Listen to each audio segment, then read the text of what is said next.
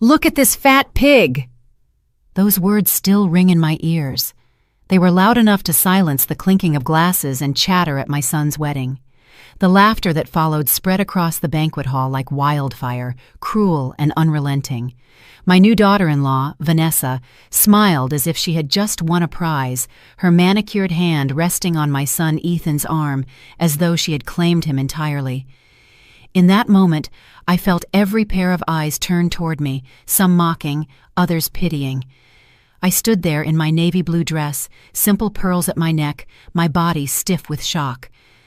I am Lydia Monroe, 62 years old, a widow, a mother, and, though none of them knew it, a woman who held the keys to an empire larger than they could imagine. I had thought this day would be about my son's happiness, about watching him step into his new life. Instead, it began with my public humiliation. Remember to like, subscribe, and share your thoughts below if you want to hear more. Grandma life stories filled with emotion, betrayal, and unexpected strength. I swallowed my pain and kept my posture straight. I had learned long ago that dignity was not given. It was taken, guarded, and sometimes hidden until the right moment. Vanessa leaned closer to her parents, Richard and Helen Caldwell, and introduced me with a smirk. "This is Ethan's mother," she said. "She doesn't exactly belong in a place like this, but we try to be tolerant." The table erupted again with laughter, Helen covering her mouth in a mock attempt to be polite. Richard, however, did not laugh. He froze. His eyes, sharp and calculating, fixed on me with an intensity that cut through the room. The air seemed to shift, the laughter thinning out into uneasy silence as his recognition grew clearer. He straightened in his chair, his voice low but carrying across the table. "Wait, aren't you the new owner of Caldwell Industries?" The room stilled. Forks clinked against china. The band faltered in their melody. All at once I was no longer the butt of a cruel joke. Eyes turned again, but this time not with pity or mockery, but confusion and curiosity. Vanessa's smile faltered, just for a second. Ethan's brows knit together in bewilderment, as though he had just heard something that did not belong in the world he thought he knew. I offered Richard a small, measured smile, but I said nothing. Silence was sometimes more powerful than words. Let them wonder. Let them doubt. The strength I carried did not need to be announced in a loud voice. It was enough to let the truth slip out at the right moment. The rest of the evening blurred into fragments. Dancers moved on the floor, lights glimmered from the chandeliers, but I felt the weight of every glance aimed at me. Ethan came to my side at one point, his hand warm on my shoulder. "Mom," he whispered, his voice filled with worry. "Why did Richard look at you like that? What does he mean?" His eyes searched mine for answers, but I could not bring myself to break the wall of secrecy I had built for decades. "I'll explain when the time is right," I told him softly. It was all I could say. His face clouded with uncertainty, his loyalty torn between the woman he had married and the mother he had known all his life. Later, as the guests toasted with champagne, Vanessa leaned in close enough for only me to hear. "Enjoy this night, Lydia, because soon everyone will know who you really are." Her voice dripped with venom, her smile still painted on for the cameras flashing nearby. I did not flinch. She thought she had unmasked me, but she had no idea how many layers I had kept hidden. I turned to watch Ethan dance with her under the chandeliers, his face bright, but his shoulders heavy with invisible weight. My son was walking into a world of deception, and though my heart ached, I knew I would not let him be consumed by it. Standing at the edge of that glittering hall, I remembered Marcus, my late husband. He had always told me, "Strength isn't in the noise you make, Lydia. It's in how long you can stand tall when others want to see you fall." His words had been my compass through the years, guiding me through storms, and as I watched Vanessa's triumph play out on the dance floor, I felt his voice again, steady and clear. "Patience, Lydia. Patience." The celebration raged on into the night, but the moment had already shifted. The humiliation had sparked something more dangerous than Vanessa could imagine. Her insult was the match, but Richard's recognition was the fire. I knew then that the days ahead would not be filled with peace. They would be filled with revelations, choices, and battles fought not with fists, but with secrets, contracts, and truth itself. By the time I left the hotel ballroom, the city of Charleston glittering outside in the night air, I carried myself not as a woman shamed, but as a woman waiting. For years I had lived quietly, carefully, allowing the world to believe I was ordinary. Tonight had reminded me that sooner or later, the truth finds its way into the open. And when it does, it changes everything. Tomorrow would bring questions. Ethan would want answers. Vanessa would sharpen her claws. Richard would circle closer, demanding clarity. But tonight, as I walked into the cool night breeze, I tightened the shawl around my shoulders and whispered to myself, "They have no idea who they're dealing with." When I got home after the wedding, the quiet was almost unbearable. The hotel ballroom had been full of light, noise, and judgment. My little cottage on the outskirts of town was its opposite, dim, steady, and silent, except for the ticking of the old clock Marcus had once repaired. I sat in my armchair, still in my navy dress, and let the memories begin to uncoil like smoke. Marcus Monroe, my husband, my partner, my anchor. He had been gone for years, yet every invention, every corner of my life carried his presence. I could still see his hands, calloused from years of work, sketching diagrams late into the night on the kitchen table. We had both been engineers in Texas, not wealthy, not glamorous, but full of stubborn ideas. Marcus believed that the future of cars was in the battery, not the engine. And he was right. In 2008, while others laughed at the thought of electric vehicles, Marcus and I developed a prototype management system for lithium-ion batteries. It was clunky at first, a jumble of wires and software patches, but it worked. We tested it in our garage, the neighbors raising eyebrows as sparks flew and lights flickered. We failed dozens of times, but each failure taught us something new. By 2011, our design was leaner, safer, smarter. We filed the patent together, our names side by side on the documents. The day we sold that patent in 2012, we sat in a diner off the highway with greasy burgers and 2 cups of black coffee. $40 million had just landed in our bank account. I remember staring at the receipt for our lunch, $12, and laughing until I cried. Marcus grinned at me and said, "This doesn't change who we are, it just changes what we can protect." But Marcus died only 2 years later, a sudden stroke that left me reeling. Our son Ethan was 21, just starting out, eager to build his own path. I made a decision then that some might not understand. I hid the money. I told Ethan that his father had left us comfortable, but not wealthy. He believed me when I said I had to live modestly to make ends meet. I let him grow, work, and struggle because I wanted him to understand the value of independence. Meanwhile, I invested. I read until my eyes ached, sat with advisors, and learned the game of capital. Tech companies, green energy, real estate in cities people thought were declining. I put pieces of our fortune into each. Slowly, carefully, the portfolio grew. 40 million became 100, then 150, then 200. By 2018, it had risen to nearly 250 million. I had become wealthy beyond what my younger self could have imagined, but I lived in the same modest cottage, drove the same 10-year-old car, wore the same string of pearls Marcus had given me. It was around that time that Caldwell Industries began to crumble. Richard Caldwell had run the company with arrogance, betting recklessly on short-term gains, blind to innovation. By the time I stepped in, their debts outweighed their assets, and the board was desperate for salvation. I quietly acquired controlling shares through a trust, never putting my face in the spotlight, never standing in front of a camera. To the public, Caldwell had a new investor. To me, it was a way of securing Ethan's future and Marcus's vision. Richard never knew who had saved his legacy until years later, when he saw me at the wedding table.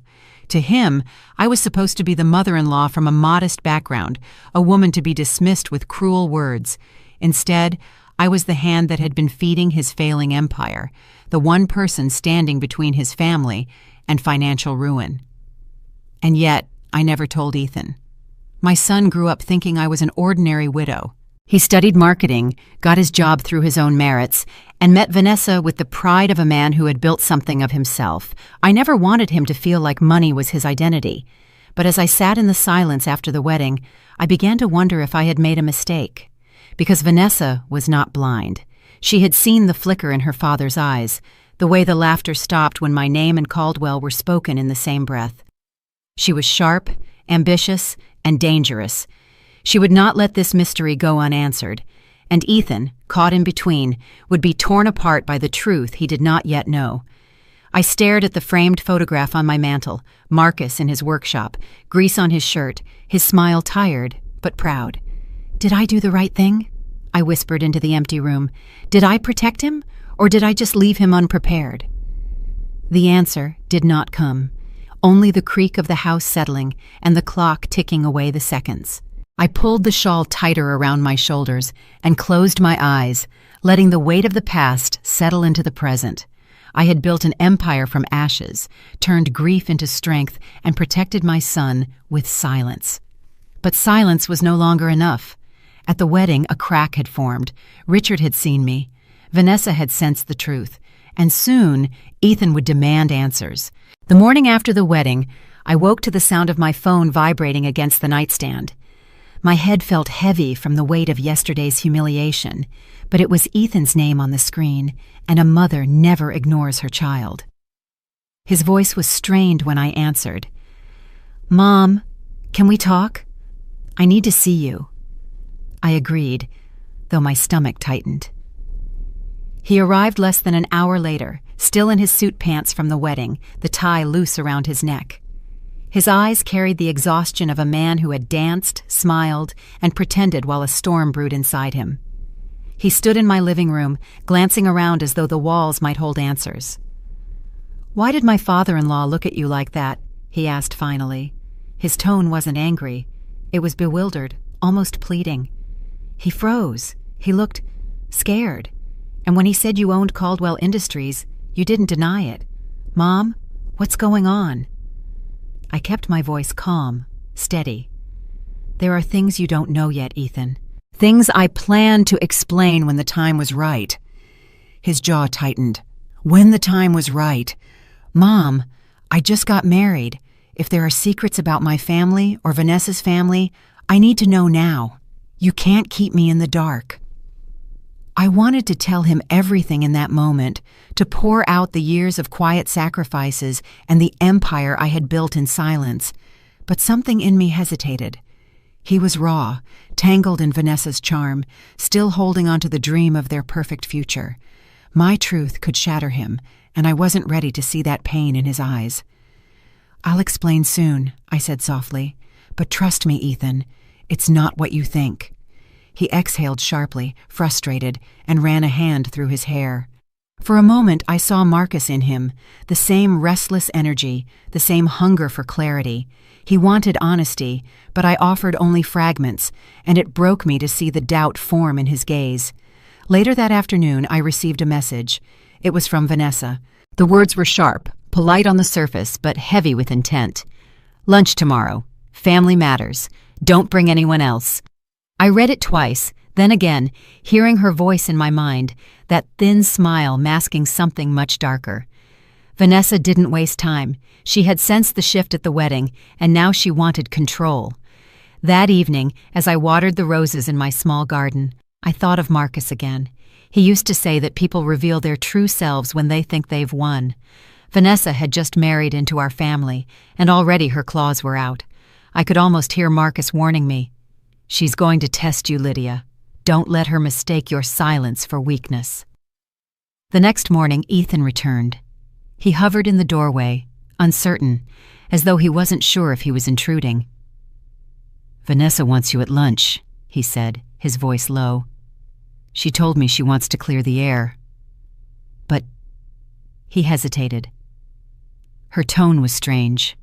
"I don't know what she's planning." I set down my teacup and met his eyes. "Ethan, sometimes clearing the air means stirring up dust first." He frowned, unsettled by my calmness. "You're not worried?" "I've faced worse storms," I replied, but inside I felt the weight of what was coming. Vanessa was clever, and she would not come empty-handed. If Richard's slip at the wedding had opened the door, Vanessa intended to march through it with proof. That night, I barely slept. Every creak of the house seemed louder, every shadow on the wall longer. I sat by my desk and looked over the old patent papers, the investment documents, the trust records that bore my name. So many pages, so many signatures, all carrying the weight of a life carefully built. I thought of Ethan's face, torn between love for his wife and loyalty to me. He had no idea he was standing at the edge of a battlefield. When dawn broke, I stood at the window watching the first rays stretch across the horizon. Charleston was waking up, the harbor glistening, gulls circling in the air. I took a breath and steadied myself. Tomorrow would not be about celebration or family warmth. Tomorrow would be the beginning of a war I had hoped to avoid. Ethan returned one last time before the lunch. His eyes searched mine, restless. "Mom, please, whatever this is, promise me it won't tear us apart." I placed a hand on his cheek, my voice quiet but firm. "The truth never tears people apart, Ethan. Lies do, and sometimes silence does too." He nodded, but his expression was clouded, as though he wasn't sure if he believed me. I let him leave without another word. When the door closed, the house fell silent again, and I felt the stillness before a storm. The invitation had been given, the challenge laid down. Vanessa wanted a meeting, and I would face her, but I knew, deep in my bones, that this lunch would not be about reconciliation. The restaurant Vanessa chose was one of those places where the tablecloths were pressed so sharply they could cut your finger, and the wine list was longer than most novels. I knew the moment I stepped through the door that this was no casual lunch. It was theater. She wanted control of the stage, and she wanted me to know it. A waiter in a crisp jacket led me to a corner table by the window where Vanessa was already seated. She looked radiant, her hair in perfect waves, her lips a shade of red that suggested both confidence and warning. In front of her sat a bottle of Bordeaux I recognized instantly. It wasn't just wine, it was a declaration. $900 for a drink, ordered before I had even arrived. "Mother-in-law," she said warmly, her smile a blade hidden behind velvet. "I hope you don't mind that I ordered for us. Only the best for family." I took my seat opposite her, folding my hands on the table, giving nothing away. "I've never been picky about what's poured in my glass," I replied. The waiter poured, the wine glistening like dark rubies in crystal. Vanessa raised her glass in a mock toast. "To family ties, fragile, delicate, easily broken." I didn't lift mine. I prefer to drink when there's something worth celebrating. Her eyes flickered, but she didn't falter. Instead, she leaned forward, her voice lowering so the murmur of the restaurant seemed to hush around us. "Your little act at the wedding was interesting. My father recognized you. That wasn't part of the script. Imagine our surprise." I kept my expression calm. I didn't say anything. "That's the problem," she snapped softly, though her smile never wavered. "Silence speaks. My father isn't easily shaken, but last night, he looked at you like a ghost had walked in, and then he said those words, 'Owner, Caldwell Industries.'" She let them hang in the air like smoke, waiting for me to cough. I didn't. Instead, I tilted my head. "And what do you think those words mean, Vanessa?" Her smile sharpened. From her handbag, she pulled out a folded newspaper, carefully placing it on the white tablecloth between us. The headline was unremarkable, something about a financial conference, but the photo beneath it made my pulse quicken. It was grainy, black and white, snapped from a distance. A woman, blurred but recognizable, walking into a glass building with a leather folder in her hand. Me. Vanessa tapped the image with one manicured nail. Funny thing about journalists, they don't always get the clearest picture, but they get close enough. Caldwell shares were quietly bought out in 2018, anonymous trust, shadow investor. And now this little gem. Tell me, Lydia, was it you walking into that building, or do you have a twin sister I should know about? Ethan had warned me she was sharp. He wasn't wrong. I looked at the photo, then at her. "That's a blurry image of someone who might be me. Hardly proof. Vanessa chuckled, swirling the wine in her glass. Oh, I don't need proof, not yet. But suspicion? That's more than enough. Ethan has questions you haven't answered. And if he doesn't get answers from you, he'll start looking elsewhere. You think your silence protects him, but it only feeds doubt. Her words slid across the table like daggers, but I refused to flinch. I leaned forward, my voice even. You love him, don't you? She hesitated, the smile faltering just slightly. Of course. Then stop playing games with shadows and whispers. If you truly love my son, you'll focus on building a life with him, not tearing apart the one I've already secured. For the first time, I saw something flicker in her eyes, not guilt, but calculation. I'm not tearing anything apart, she said slowly. I'm ensuring stability. My family may have debts, but we know how to survive. What we need is leverage. What Ethan needs is clarity. And what you need is to realize you can't hide forever.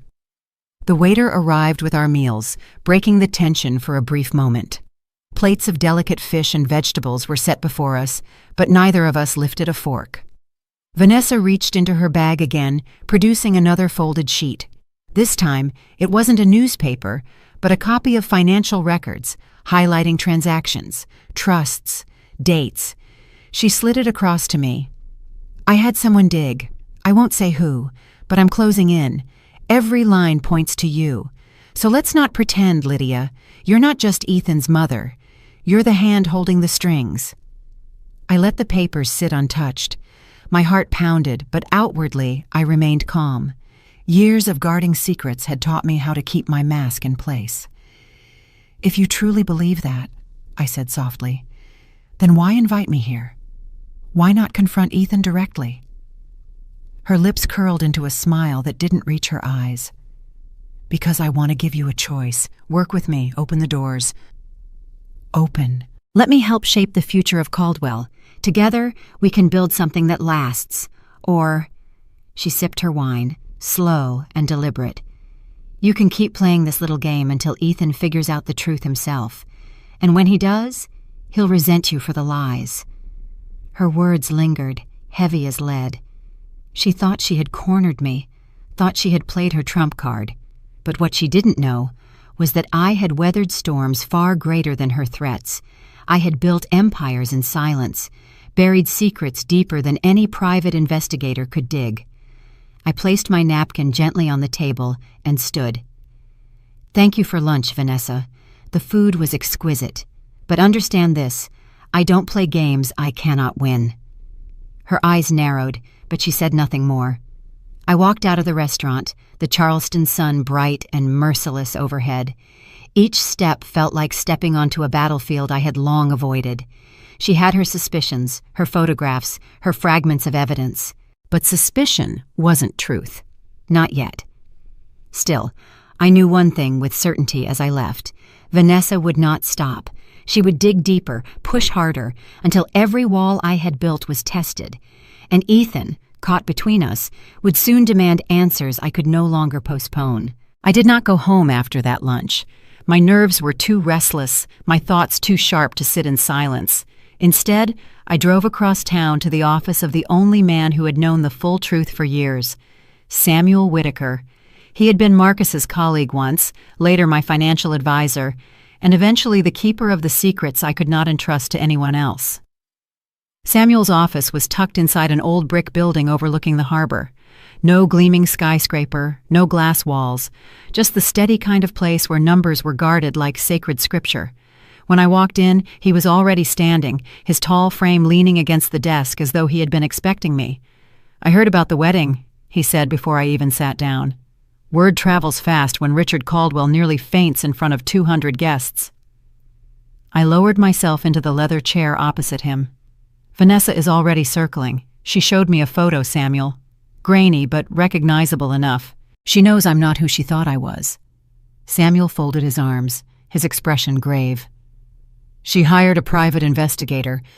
Not a cheap one either. They've been digging into Caldwell transactions, cross-referencing trusts, tracing back the shell companies. They've got pieces of the puzzle, Not all of it, but enough to stir trouble. I felt my chest tighten. Ethan doesn't know yet. He will, Samuel said quietly. Vanessa's not after the truth for truth's sake. She wants leverage. Her family is drowning in debt, Lydia. 80% of their estate is collateral. The consulting fees Richard clings to, those are lifelines you arrange through back channels. Without you, they collapse. Vanessa knows it, and if she can tie you directly to the company, she'll use Ethan as the bridge to pry open the vault. I looked out the window, the harbor waters rippling under the sun. Marcus would have hated this. The games, the threats, the way our work had become currency for people who saw it only as power. I didn't build all this to watch it become her weapon, I whispered. Samuel slid a folder across the desk. Inside were photographs, transcripts, and notes. The investigators' reports.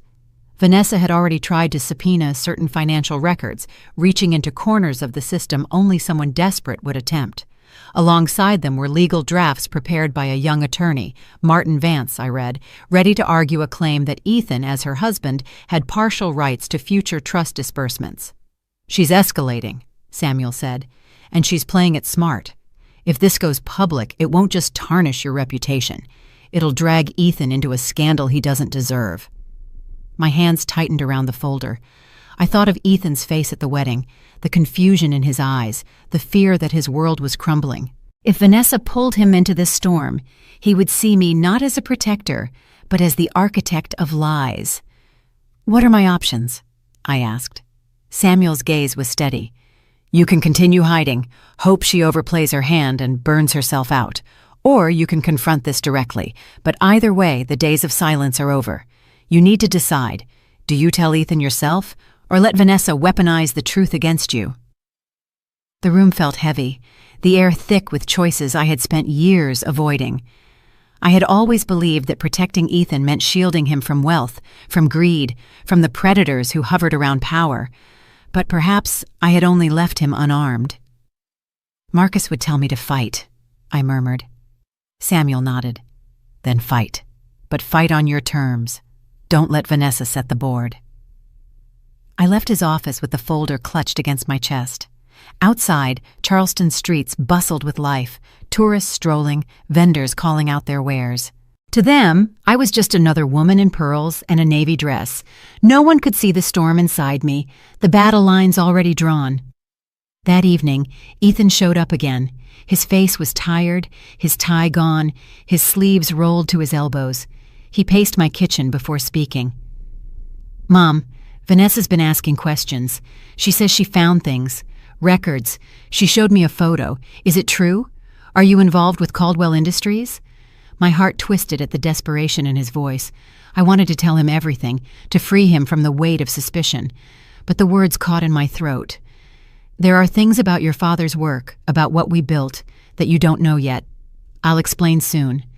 He slammed his palm against the table, the sound echoing. "Soon isn't good enough. She's my wife. If she's right, if you're hiding something this big, then what does that make me? A fool? A pawn?" His eyes shone with anger, but beneath it, I saw hurt. I reached for him, but he stepped back. "Ethan," I said softly, "I did all of this for you, to protect you, to give you a life where you could be your own man." His shoulders sagged, his anger breaking into something sadder. "Then tell me, Mom, protect me from what? Because right now, I feel like I've been living in someone else's shadow without even knowing it." I couldn't answer, not yet, and that silence hurt him more than any words could. When he left, I sat alone with the folder Samuel had given me. I flipped through the documents, line after line of evidence Vanessa thought would be her sword. But I also saw her desperation in those pages. She was fighting not just for power, but for survival. Her family's empire was crumbling, and she saw me as the only rope to cling to. But I was not her rope, and I would not be her ladder. As night fell, I whispered into the stillness of my home, "If she wants war, she'll have it, but it will be on my terms." The invitation came in the form of a neatly printed card slid under my door. Vanessa's handwriting on the envelope was elegant, looping, confident. "Dinner at the Caldwell estate. Family only. There was no mistaking the intention. It wasn't hospitality. It was an ambush dressed in silk. That evening I arrived at their mansion, a sprawling property on the edge of town with tall gates and marble steps that seemed designed to remind visitors of what once was. Inside, the chandeliers sparkled, but I noticed the faint cracks in the plaster, the quiet absence of staff. The estate had grandeur, yes, but it also had the scent of desperation. Vanessa greeted me at the entrance, radiant in a crimson dress that demanded attention. Her parents lingered in the parlor, smiling too widely, the air thick with anticipation. Ethan was already there, shifting uneasily, his tie tugged loose as if he couldn't breathe in the atmosphere of that house. We sat at a long dining table dressed with silver and china. The first course was served, but it wasn't food Vanessa wanted me to consume. It was her performance. She raised her glass and smiled across at me. "I've been thinking," she began, her tone light, almost cheerful. "It's time we combined our strengths. The Monroe Caldwell Foundation. Equal votes, equal voice. Imagine what we could accomplish together." I set my fork down and looked directly at her. "Equal?" I asked. "You mean you want a seat at the table you think I've been hiding?" Her eyes glistened, her smile unfaltering. "Why not? We're family now, and families should share." Ethan shifted, his brow furrowed. He glanced at me, then at her, caught between two worlds colliding. "Vanessa, maybe this isn't the right way." She cut him off with a gentle pat on his hand, her voice smooth. "Ethan, your mother has built something extraordinary. We all admire that. But she's getting older. She shouldn't carry it alone. Together, with my knowledge and your name, we could secure a legacy that lasts." I watched her carefully, every word she spoke dripping with polished charm. But beneath it, I heard the claws scratching at the surface. She didn't want partnership. She wanted control. I reached into my bag and pulled out a slim folder, placing it neatly on the table. Vanessa's eyes flicked to it, her smile faltering just slightly. "What's this?" she asked. "Since you're so interested in family matters," I said softly, "perhaps you should hear the whole truth." I opened the folder and slid out a series of photographs, grainy images taken by the very investigator she had hired, only these were annotated with his notes. Reports of her meetings with attorneys, the hushed conversations with debt collectors, the desperate calls made late at night to her father. And then the recording, small but sharp, where her voice was caught saying, "I don't care about love. I care about marrying into money." Ethan's face drained of color as the words filled the room. He looked at Vanessa, his voice trembling. "Did you really say that?" For a moment, she froze. Her eyes darted to her parents, who stared at the table as though the silverware had suddenly become fascinating. Then she laughed, brittle, forced. "Everyone exaggerates in private. You can't take one sentence out of context." But Ethan wasn't convinced. He leaned back in his chair, his hands tightening into fists. "Context doesn't make it less cruel." Vanessa's mask began to crack. Her smile grew sharper, her tone edged with frustration.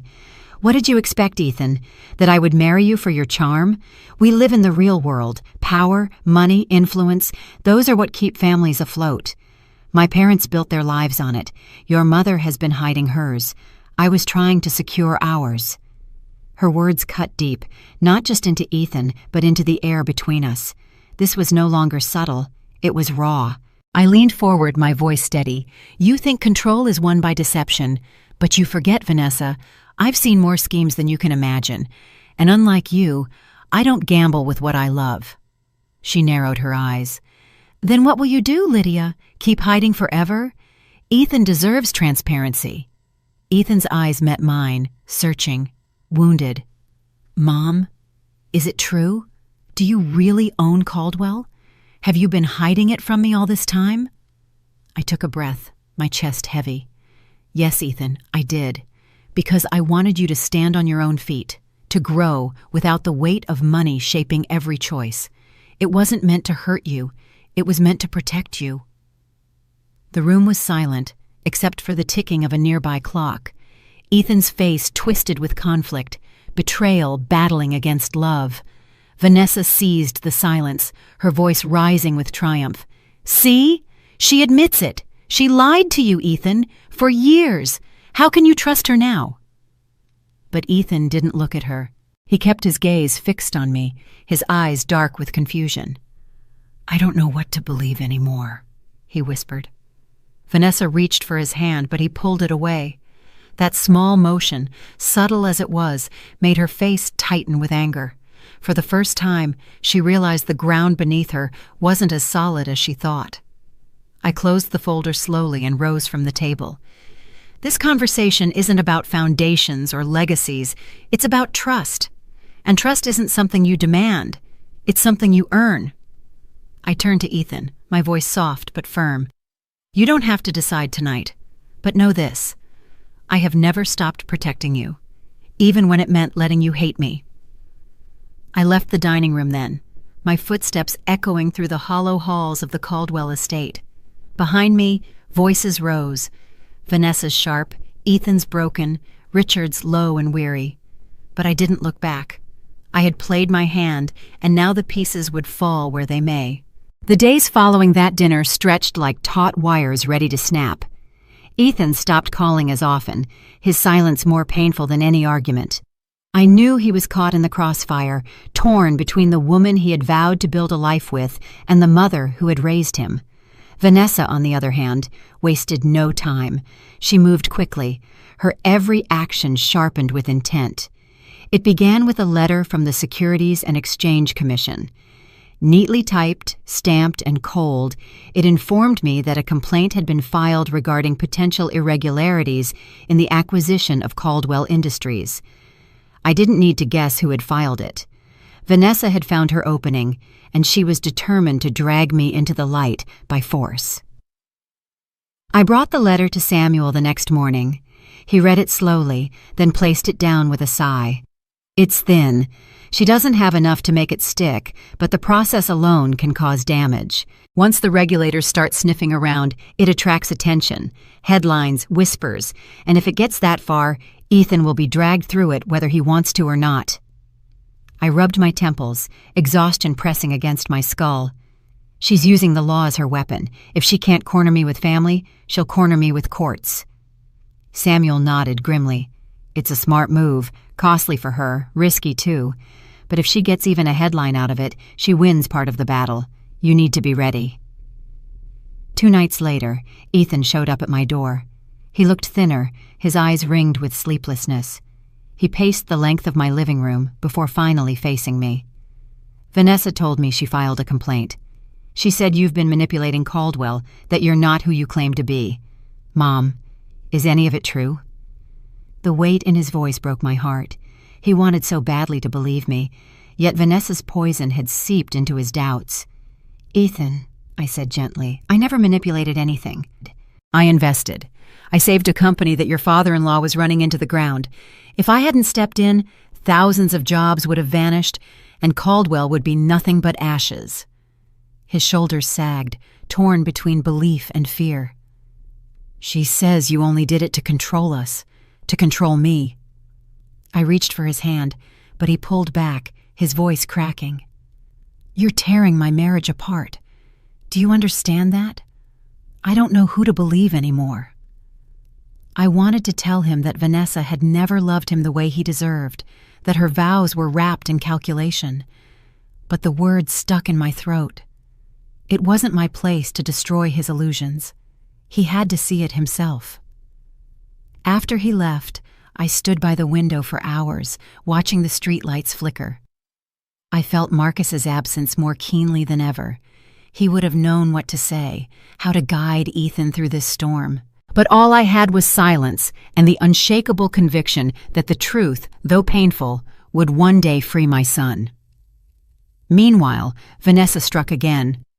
Papers arrived at my door, this time signed by her attorney, Martin Vance. She had filed for a legal separation from Ethan.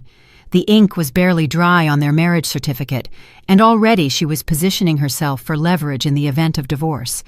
The timing was deliberate, a message meant for me as much as for Ethan. I took the documents to Samuel. He read them, his jaw tightening. "She's building a case. If she can show that Ethan has a claim to your assets through marital ties, she'll argue for a share. It's weak, but she's playing to wear you down. The regulators on one side, the courts on the other. She wants you cornered. I closed my eyes and breathed deeply. She underestimates me. She thinks pressure will make me fold. Samuel studied me for a long moment. You're strong, Lydia. But this isn't just about you. It's about Ethan. He's the one bleeding in the middle of all this. Don't let her break him before the truth comes out. That night, I dreamed of Marcus again. In the dream, he stood in our old garage, the smell of oil and solder thick in the air. He held the blueprint of our first prototype, the one that had failed 100 times before it worked. He looked at me, his eyes steady, and said, "It's not failure if you keep fighting. It's only failure if you stop." I woke with the echo of his voice in my chest, steadying me.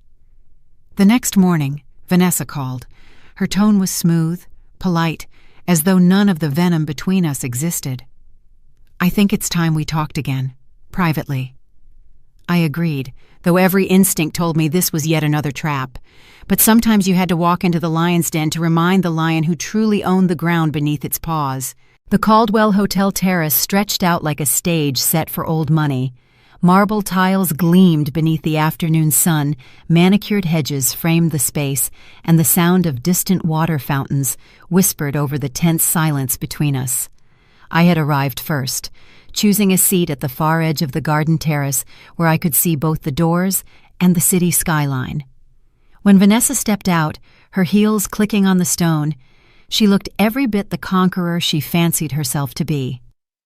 "Lydia," she greeted smoothly, her lips curling into a smile that didn't touch her eyes. "I'm glad you came. Privacy is such a luxury these days, isn't it?" I didn't stand to greet her. Privacy only matters if you have something worth keeping hidden. Her laughter was light, practiced, but I saw the steel behind it. She slid into the chair opposite me, crossing her legs with deliberate grace. "You've been playing the role of the modest widow for so long, but the mask is slipping. My father's eyes at the wedding, the records I've seen, the photographs, it's all lining up. Soon, the world will know the truth." I held her gaze, steady and unflinching. "You're mistaking silence for weakness. I have survived far more than whispered accusations and blurry photos." She leaned in, lowering her voice, the sweet tone stripped away. "You think you're untouchable, but I've already prepared the next move. Financial reporters are hungry for a scandal.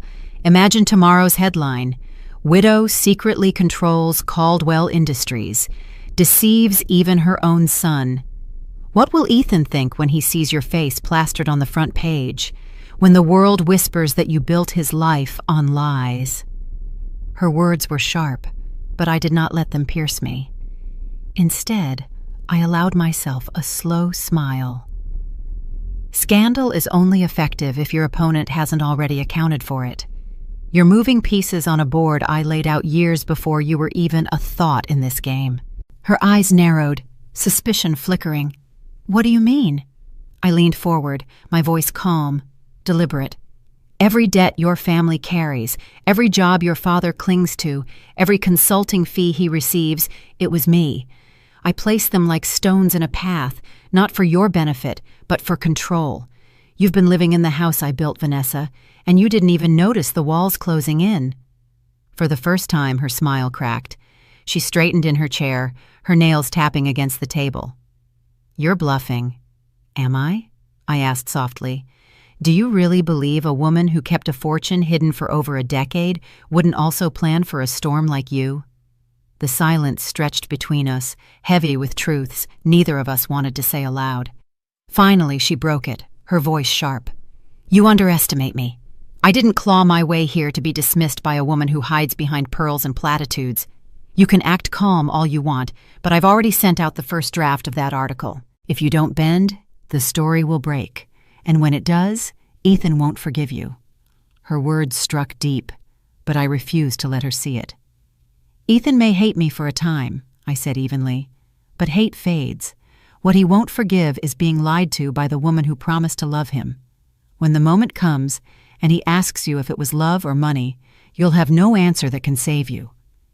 Vanessa's jaw tightened, her hands curling into fists before she forced them flat against the table. "You're arrogant." "No," I said softly. "I'm prepared." The air between us bristled like a storm about to break.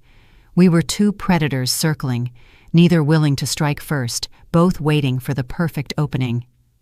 The terrace was quiet, except for the fountain, and the occasional clink of china from the dining room inside. Yet in that stillness, I could feel the gravity of what was coming. This wasn't the climax. It was the drumbeat before the war song.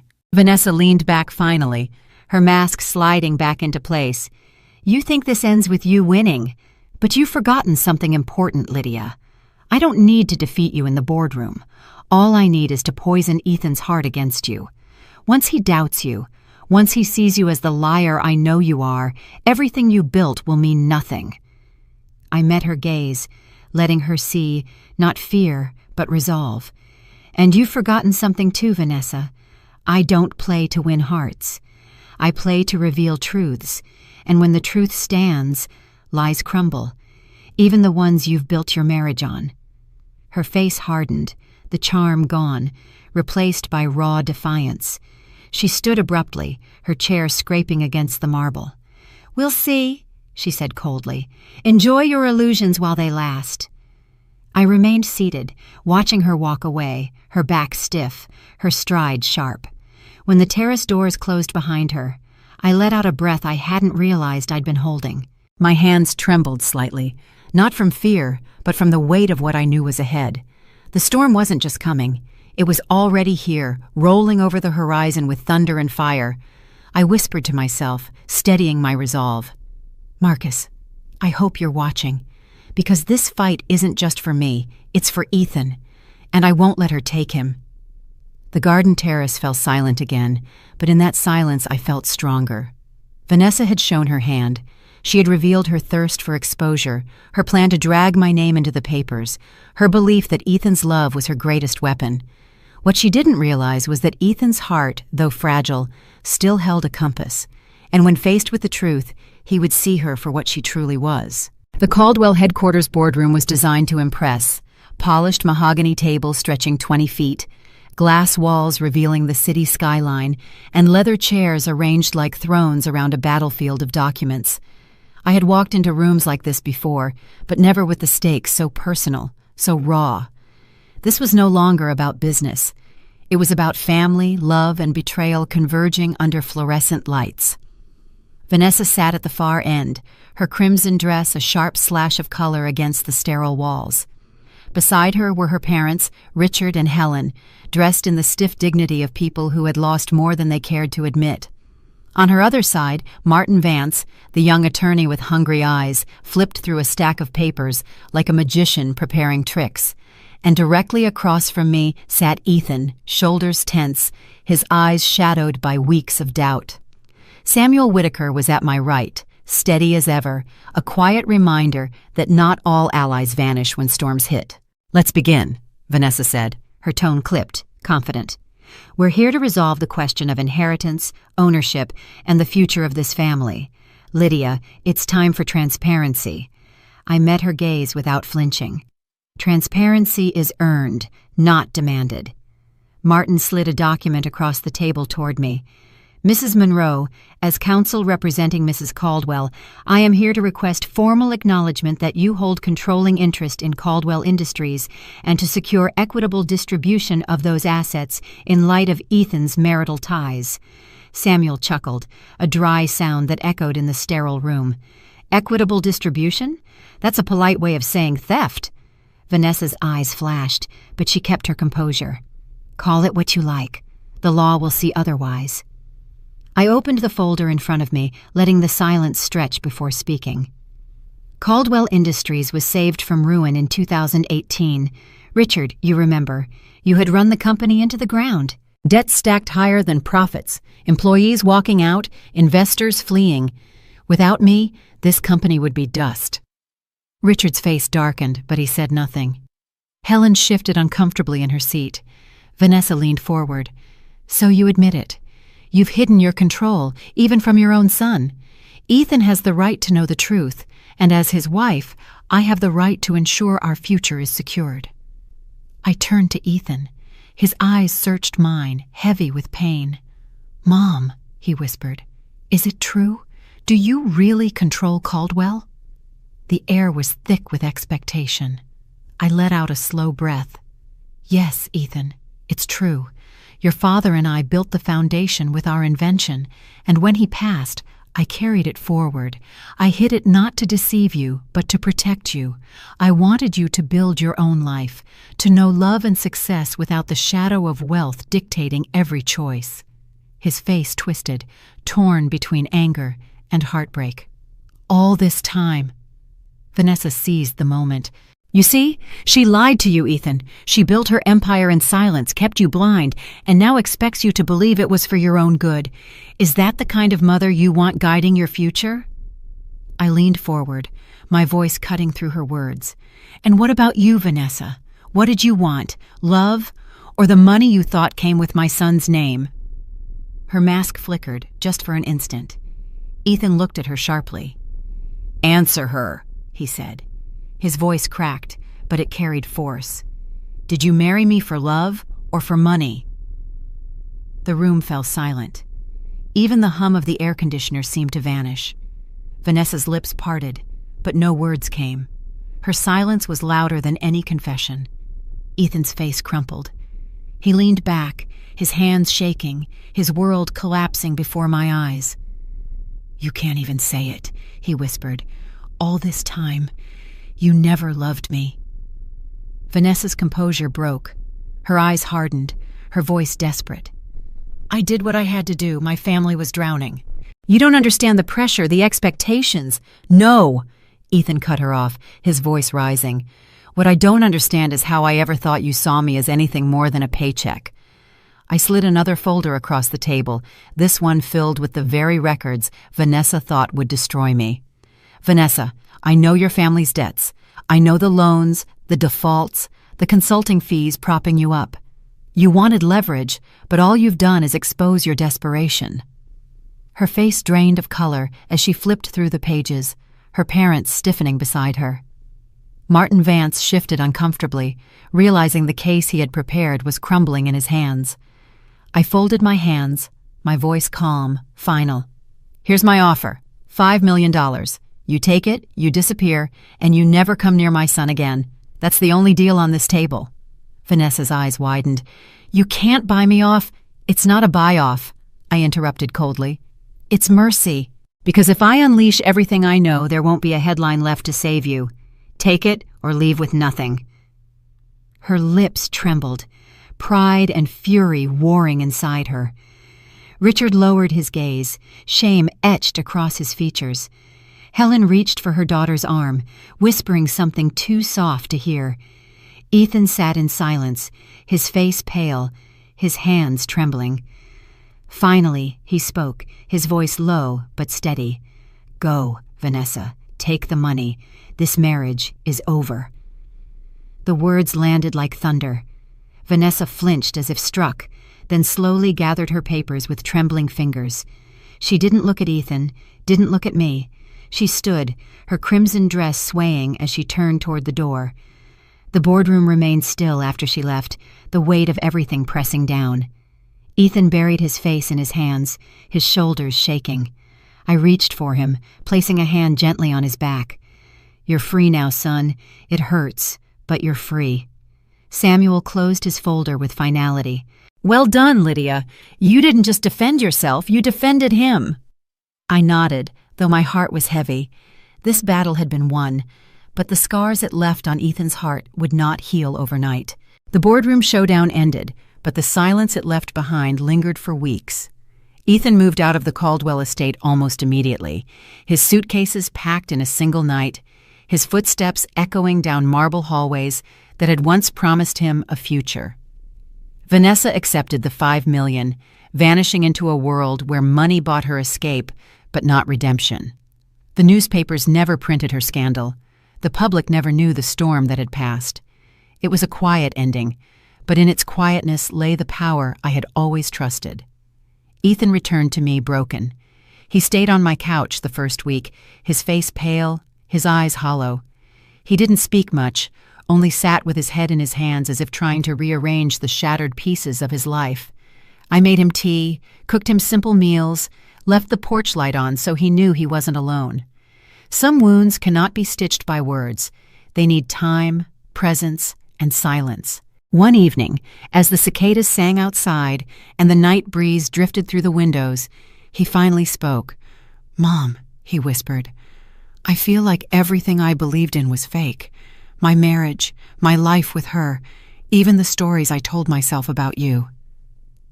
I reached over, took his hand, and held it tightly. "Ethan, lies can blind us, but they can't erase the truth. The truth is that I love you, always have, always will. I may have kept secrets, but never because I didn't trust you. I did it because I wanted you to know your own strength." He closed his eyes, tears slipping down his face. "It hurts so much." "I know," I murmured, "but pain fades, and when it does, you'll see that freedom was worth it." Months passed, and slowly Ethan began to heal. He returned to work, his posture straighter, his voice steadier. He no longer lived under Vanessa's shadow, no longer second-guessed every word she spoke.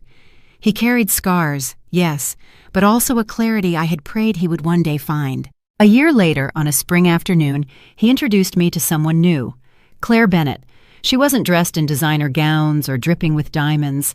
She wore a simple floral dress, her hair loose, her smile warm. She was a teacher, he told me, and the way she looked at him was not with calculation, but with quiet admiration.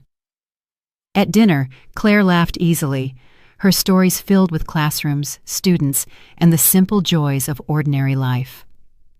I watched the way Ethan's eyes lit up when she spoke, the way his shoulders relaxed in her presence.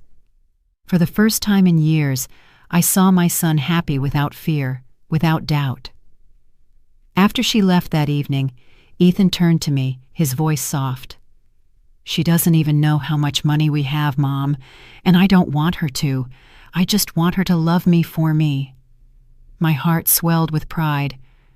That's the kind of love worth building a life on. Meanwhile, my own life shifted into a new rhythm. I sold the cottage and moved to Santa Fe, a place Marcus and I had once dreamed of retiring to. The desert skies stretched wide and endless, the sunsets painting the horizon with colors that reminded me of resilience. In a quiet adobe house, I began to build something new, not for myself, but for the world. I called it the Marcus Fund, a foundation dedicated to young engineers and inventors who needed a chance, just as Marcus and I had once needed one. Scholarships, grants, mentorship programs. It was my way of turning grief into legacy. Every dollar I invested into those young minds felt like a victory, a declaration that what Marcus and I built would outlive the battles, the betrayals, the boardrooms. Sometimes late at night I still heard Vanessa's laughter at the wedding, sharp and cruel, echoing through my mind. But then I remembered the look on her face in that boardroom when silence betrayed her, when Ethan's love slipped from her grasp. That memory replaced the sting with a quiet sense of justice. People often ask what revenge feels like. They imagine it as loud, explosive, fiery, but I learned that the sweetest revenge is quiet. It's not in shouting or punishing. It's in thriving while those who sought to destroy you fade into irrelevance. It's in giving life, not taking it. One evening, sitting under the Santa Fe sky, Ethan called me. His voice was warm, steady. "Mom," Claire said yes. "We're getting married." Tears filled my eyes, but this time they were not from pain. "She'll make you happy," I said softly. "She already does," he replied. Then after a pause, "Thank you for everything, for fighting for me, even when I didn't understand, for letting me learn the hard way. I see it now, Mom, I really do."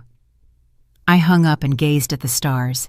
The desert was silent, but inside me I felt Marcus's presence, steady and proud. I whispered into the night, "We did it, love. We saved him." As I walked back inside, I passed the framed photograph of Marcus in his workshop, his eyes full of dreams. Beneath it hung a plaque I had placed when I started the Marcus Fund. The most elegant revenge is thriving in their absence. And that was the truth I carried with me. Humiliation had become strength, betrayal had turned into clarity, and silence had given way to legacy. Next would be the closing credits of life's quiet justice. But for me, the story was still being written. In every student who received a scholarship, in every invention born from the Marcus Fund, in every smile Ethan found with Claire. My revenge was never about destroying Vanessa. It was about proving that dignity endures, that love survives, and that no insult, no betrayal could ever erase the empire Marcus and I had built together.